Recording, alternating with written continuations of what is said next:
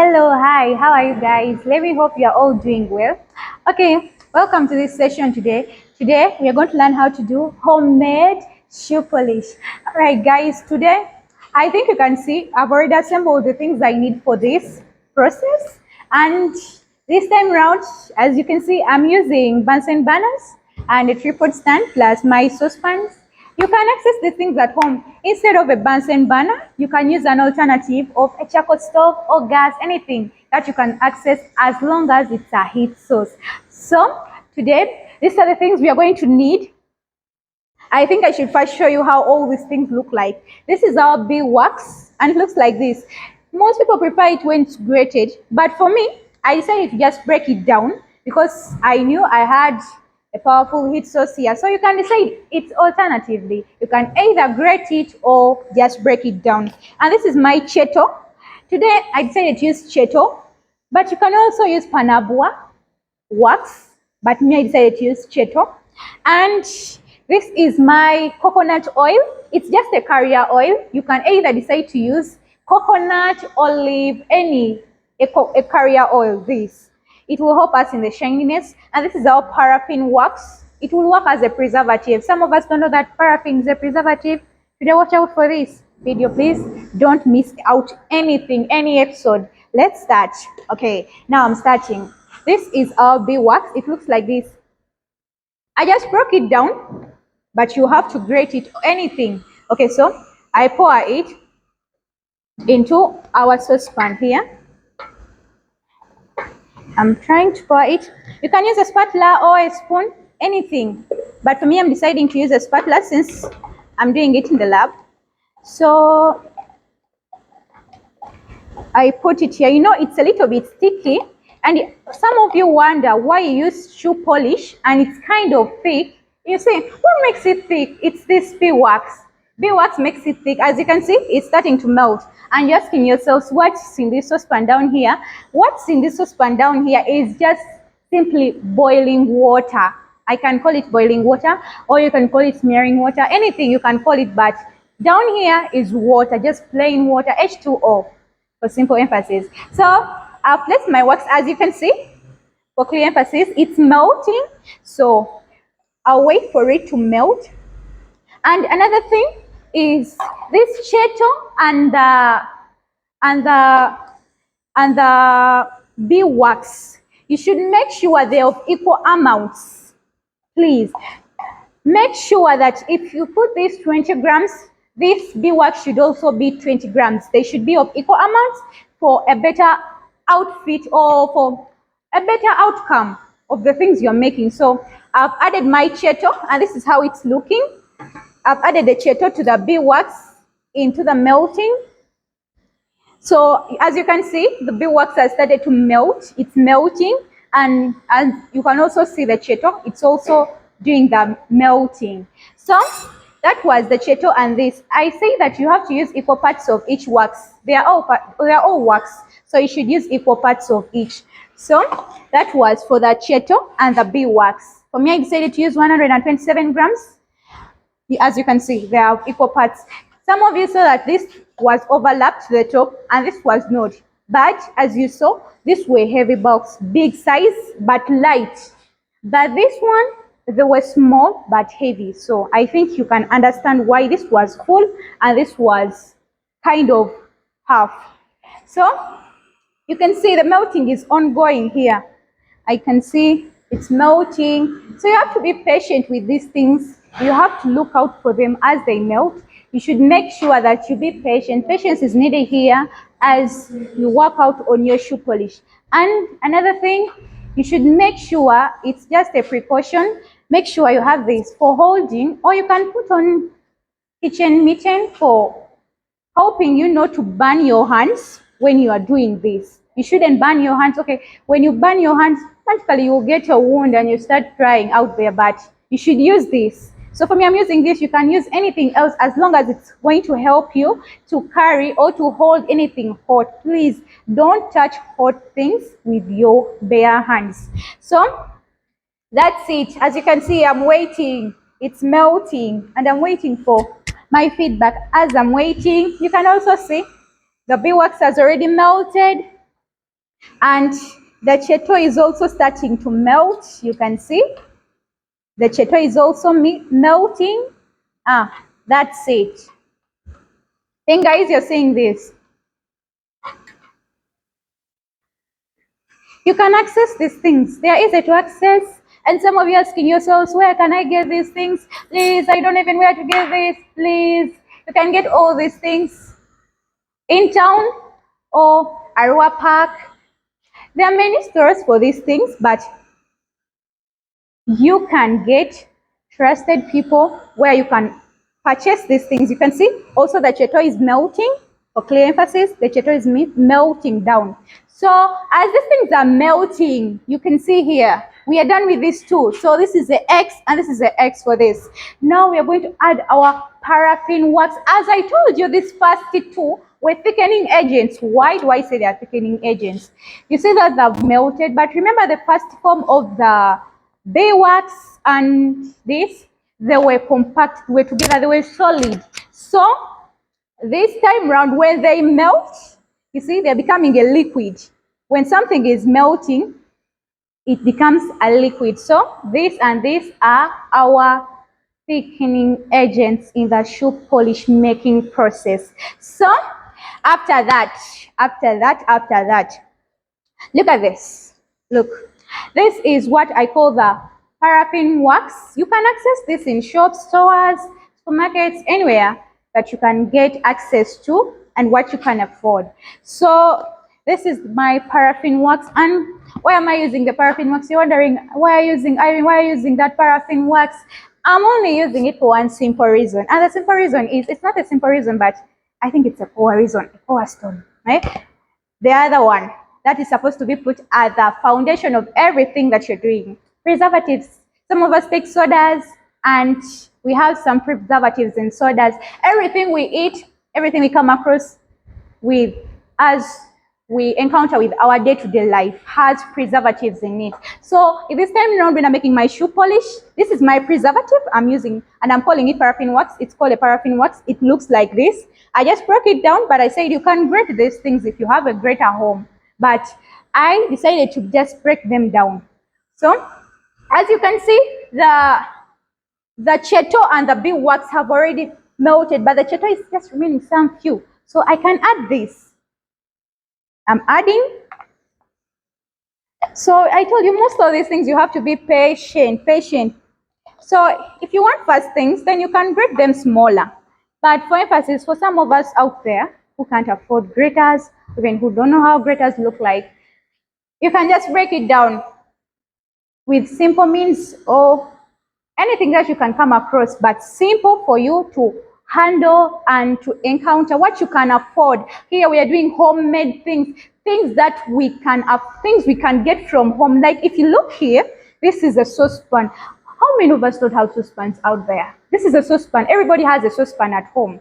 So these are simple things that we encounter in our day-to-day life that we have at our homes. So I don't think this will be big problems for us to have. So this, as I can see, I just love the way it's looking. And remember, the bee wax has that nice scent. So I'm already enjoying that scent around here. I wish you'd come and just smell with us. It's really perfect, but I don't advise you to do that. So it's also melting. Can be a little bit patient as it melts. Please, if you want fasten up these things.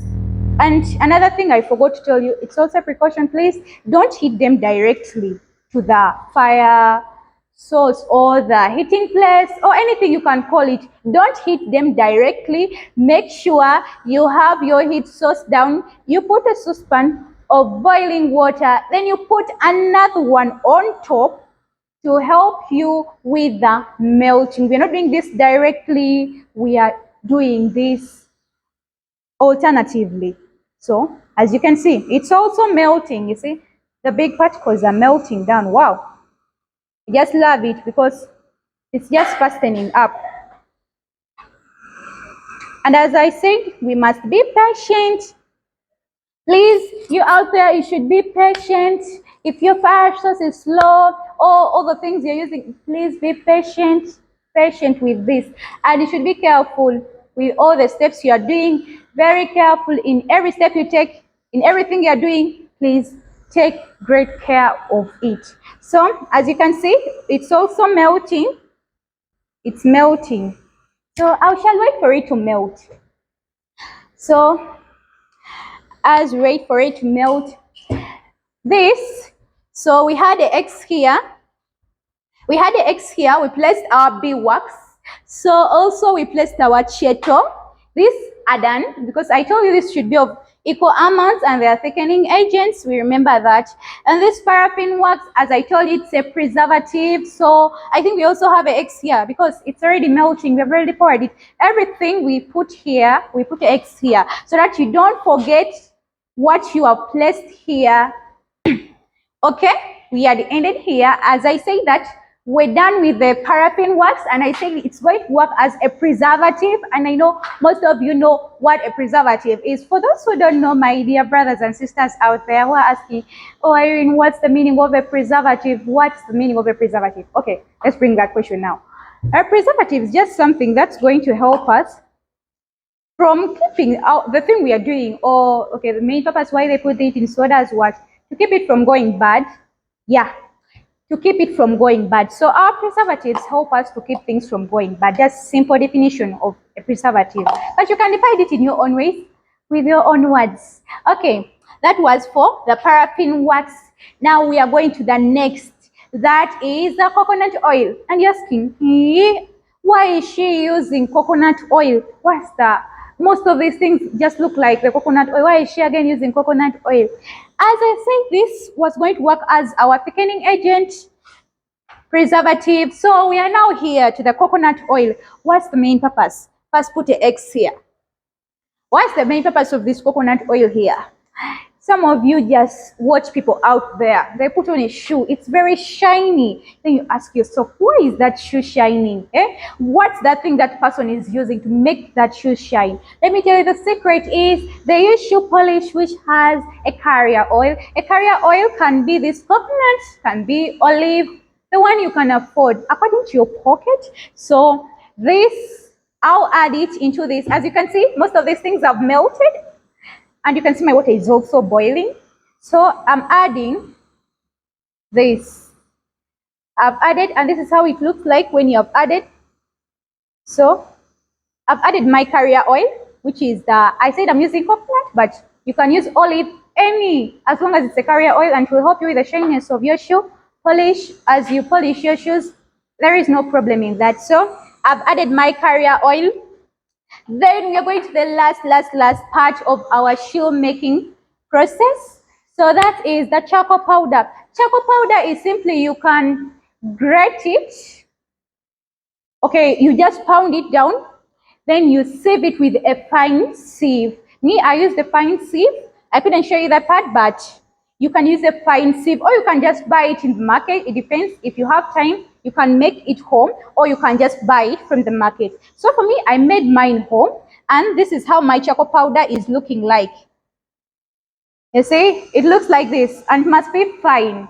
So this one, as desired, I'm going to put something like 6 spoons, and the other purpose of the cheto, which was going to work as my panubua, it's going to act on the darkening effect. It will attract the color into the shoe, into the ingredients I've placed here. I think we all saw the ingredients. So this is the last ingredient in the shoe polish making process. So I'll add, I want leveled spoons. That's 1. I think they should be fine particles. That's 2.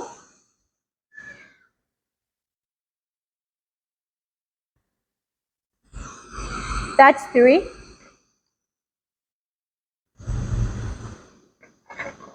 You can see what it has turned to. I think you can all see.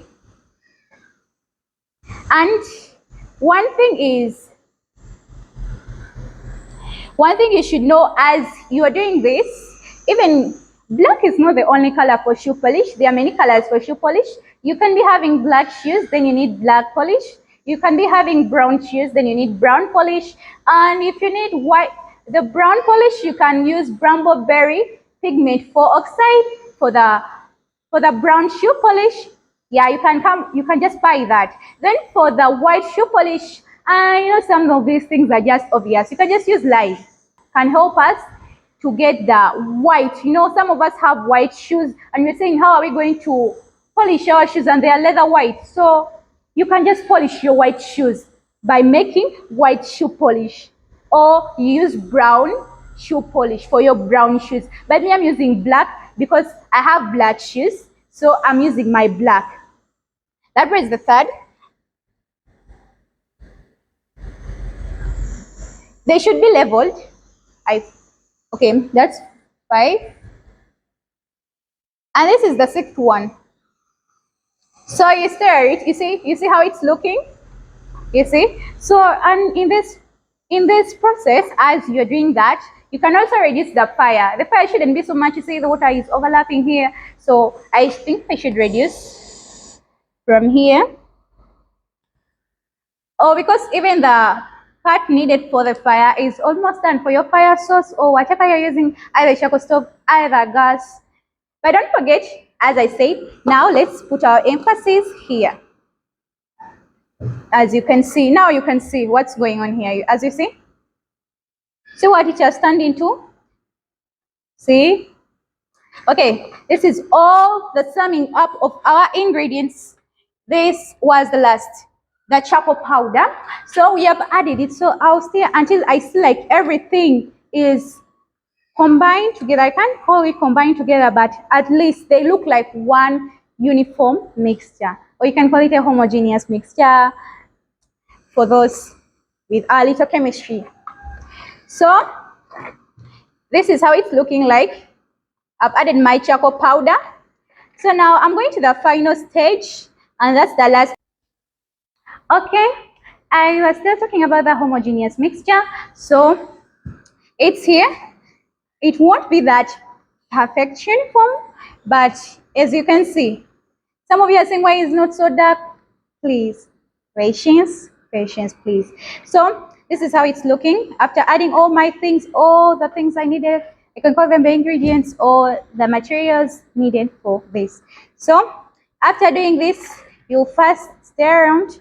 As I said at first, that you should be having something that will help you to hold. You don't need to burn your hands touching hot things. You should be careful with your hands. So as you're going to touch hot things, make sure that you have something that will help you to hold the whole thing so it doesn't burn your hands. So I use this for holding here as I mix. As you can see here. Yeah, now mixing my pigment and the rest of the things.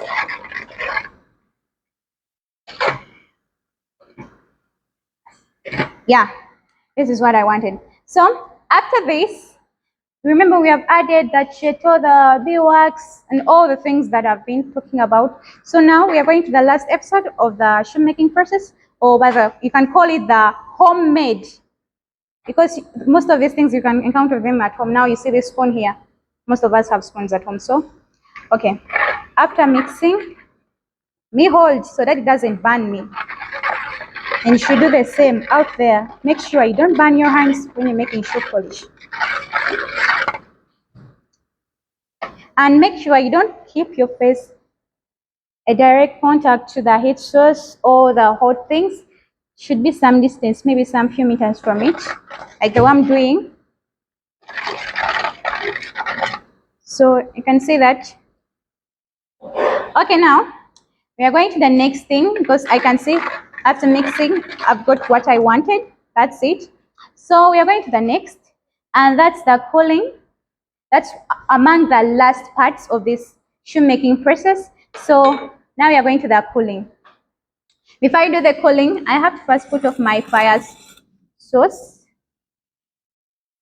You should watch out for what you're doing and make sure you're doing the right thing, you see? So this is out, so no more fire needed. I carry out this. I'm using 2, so you should also be having 2, because you're going to use 2 hands to carry this. So let me carry it out. It's very hot and you should be very careful with steam. So I first put this in my saucepan here side. It should just cool for something like, it should just cool a little bit, not that much cooling. Then after, we shall put it in our containers. I decided to use these containers because I love colorless things. And when you're putting the, after cooling it there, when you're putting it here, you should make sure that the container you have is airtight. What do I mean by airtight? You don't need something like this. If I put this like this here, what do you expect?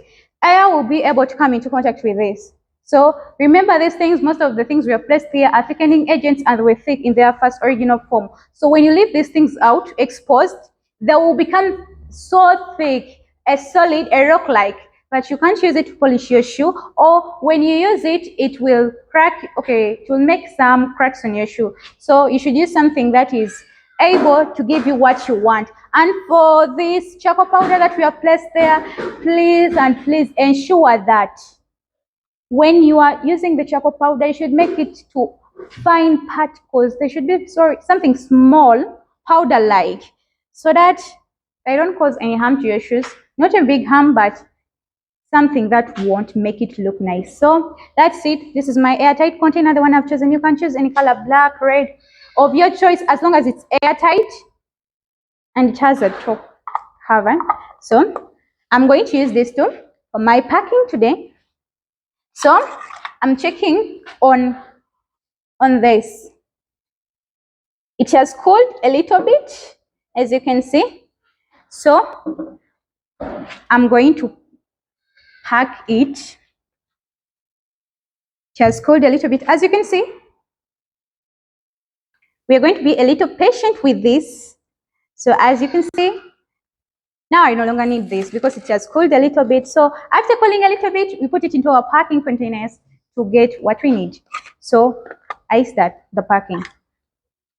This is my first packing container. As I told you, as I placed it into this cooling basin, it cooled, so I can touch it with my hands. But if yours is not yet cool or able to touch on it, please still use this for touching so that you don't burn your hands. So this is it. I do this, but for safety purposes, I think I should use a spoon. No, I can make it. As you can see, you have to be careful not to. So I'm putting it here. As you can see, I'm pouring it.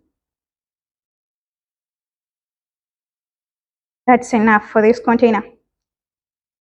See, as I told you, when these things start cooling, they start forming. You see, as you can see, the back of the saucepan, this it had started cooling. Now you can see. Can you see? Yeah, you can see, I think. Then, as I told you, as you pour, you should put it in an airtight container. Then you lock. Then you tie it up. That's done. So we go to the second one.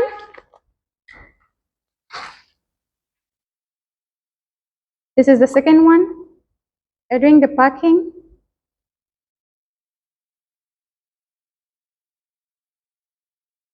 Second one.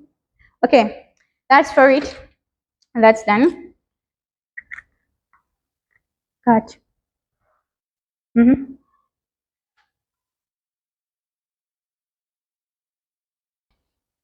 Okay, this is the third.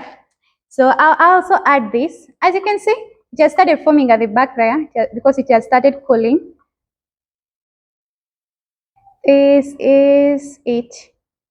So this is our third packing container, and also I tied up. You know, we have cooled it, but it's not yet that cool. It's still a little bit, I can call it warm. It's warm, but not hot.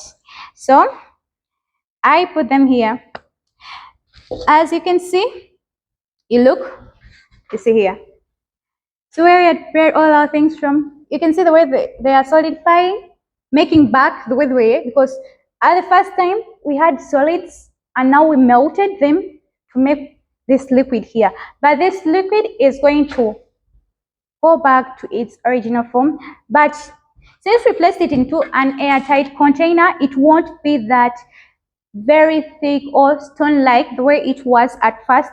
But this time round, it will be something that is a little bit soft and not liquid. It won't be liquid, it will be between that state, not liquid and not solid, in the middle there. So after that, you're saying you've made the shoe polish and we've seen all that, but we're saying you're putting liquids. How can we know that you have really made shoe polish? So now I'm going to show you how we do this. I have my shoe here. I'm going to give you a sample, a demonstration of what we've just done here is capable of. So this is my shoe. I'm going to polish it. So you see our polish, as you can see, yeah. I don't advise you to use your hands. That's for the first pause, cut. Okay, now as I say that, you're going to get a demo of what we have just done. You're going to say, Irene, we have done all that, but now we want to know. We saw you putting liquids there. As you can see here, the solidification has started. So I'm going to do a demo here, a sample. I'm using this to help me to put this shoe polish here. Then we see what we have just done is capable of doing when you put it on our shoes. So I'm trying to do this. You can see if it's something that will make your shoe look nice. Okay, here is my brush. So I'll start the polishing.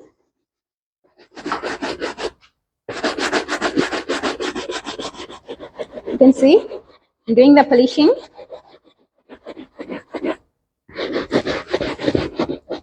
You remember how this shoe was looking like, but now let's wait and see what we have just done is capable of doing when we put it on our shoes.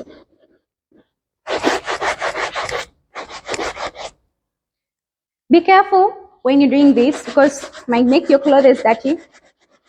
But you should put on something that will enable you do your work without any disturbance.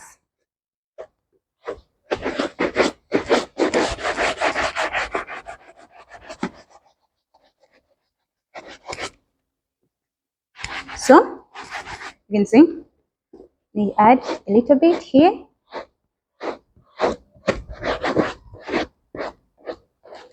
You see, well, the first time we got the shoe, it was a little bit dusty, but now you can see how you can see the changes on the shoe. I think we can all see. It's just a simple process and takes a little time. So you just need to be patient. As I said at the beginning of the video, patience pays, but it pains. So you should be patient when you're doing all these things. As you can see for this kind of shoe, this timber or rubber down here was made in brown color, but for the top part, you can see what the shoe, if you compare it with the first side and the now side, I think you can see a difference of all the things we have been doing. For clear observations, this is how the shoe is now looking. See the way our leather is shining. You think you can see black, but I say for those who want brown and white for your shoes, if you have white shoes, you say, I have white shoes here, what should I do? Because you're doing only for the black. No, white you can use, I said lime. Then for the black shoe polish, I said you use charcoal powder. Then for the brown, you use brambleberry pigment oxide. That will help you for the brown shoe polish. So I think you can all see here and see what our shoe has done to. First observation and the now observation after polishing it with what we have just made.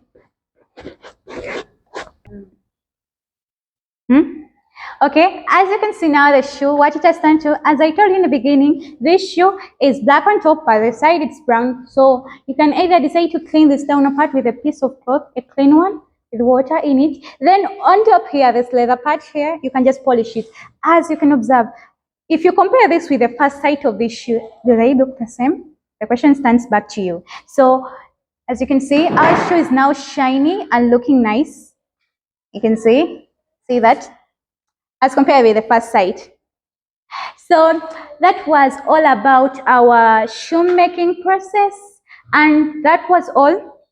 As you can see, what I told you at first, you see what happened when we left it to be exposed to air. You see, you can see this. This is what I've used for polishing, but in few hours from now it will be so thick, so I need to be cleaning this. So you will also be cleaning yours out there. So that was all about the shoemaking process, homemade. As I told you, we all started with simple things: a saucepan of water boiling, then we added this one on top where we placed other things. Remember, we started with the beeswax, the first episode, then the chetol, the paraffin wax, the coconut oil, the charcoal powder, and that all has led us to the last episode of this shoemaking process. And you can see what the product has done to our shoe here. You can try this out, you school-going students and all the working personnel out there. Please don't forget to subscribe to our channel, like, and follow us. I remain Afio Irene Kololo S.S. I love you.